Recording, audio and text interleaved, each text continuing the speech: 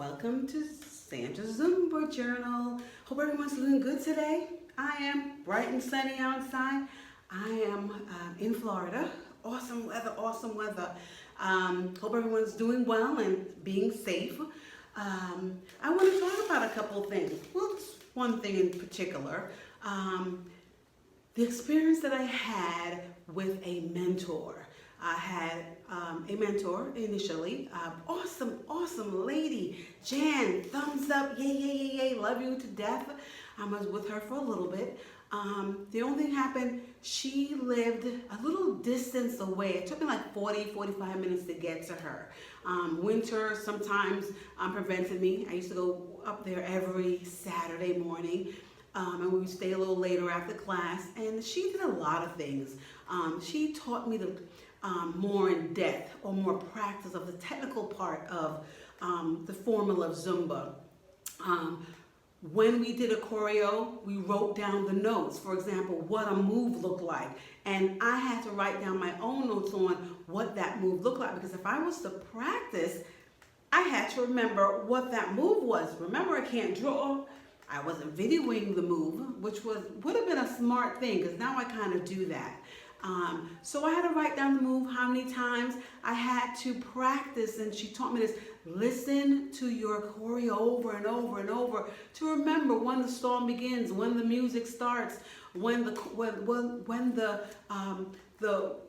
at what point you do what, and that's how I had to practice. And she taught me a lot of that, which was awesome.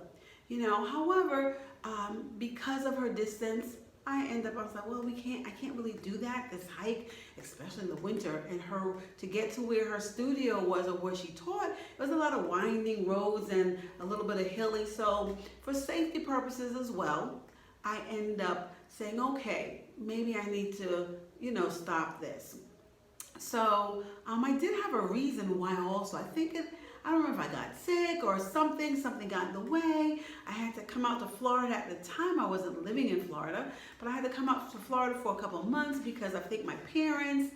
So anyway, got back, and that's where met Nicole, jack of all trades, a beast when it comes on to Zumba, a scholar. She motivated me, encouraged, pushed. This was Nicole. Pushed me from the front of the class, to in front of the class, teaching a song as well. So it was awesome. She, as far as her teaching, I felt like I had jack of all. I thought I had two worlds combined together. Learned what Jan taught me, learned the motivation, the excitement part of Nicole's class, combined those two entities together, boom, here I am. So again, both mentors, they're younger, so they move a little faster. So I said, I don't know how long I can keep this up. The knees are bad, so I end up going to a instructor training for Zumba Gold. It's a tad slower. I can still use my same choreo, but some moves I modify. And I was doing that regardless, even in Nicole's and Jan's class.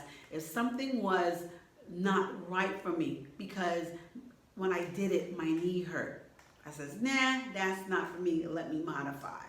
Or something else, some of the moves that I felt, even though I practiced, it was still awkward or it hurt. Remember, ladies, gentlemen, listen to your body. Your body knows best. Take care of your body. So, in those kind of instances, I had to modify.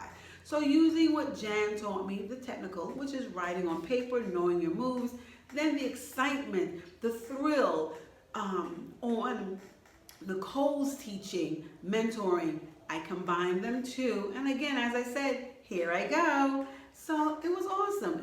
And again, you ever hear the saying, you're never too old to learn? So I've learned, and I'm still learning. I try to do certain things and I'm like, okay, let me see if I can do that move. If I can't do it, I modify. And then again, ladies, gents, for those who are taking classes as a student or learning to teach a class, Today, you can probably do, for your warm-up, jumping jacks. 2 legs, 2 feet doing it at the same time. However, tomorrow, you might not be able to, especially if you're doing Zumba Gold. Tomorrow, you might, so you have to modify one at a time. 1 leg, 1 hand at a time. Not that you can see my legs, sorry about that, guys. But yeah, that's what you have to do. And that's how I do my classes. Today I'm fine, energy, but so no matter what, I still have my energy. My excitement, because I have a passion. I love Zumba. It's like an outlet. My go-to, basically. Some people go to therapy, some people do meditation, some people sit and have a cup of tea or a cup of coffee. Some people, I don't know, they just sit down and be still. And that's fine and dandy, but guess what? For me, my outlet was Zumba. I met a bunch of beautiful women. So let me give a shout out to them. And we call ourselves, it's funny that I call ourselves the tribe. You have Nisha, awesome lady, started her new business in Slim Thick by Nisha. She does meal prepping, orders over the phone, online. She drops off, things like that. Awesome gal. Then you have Rakita.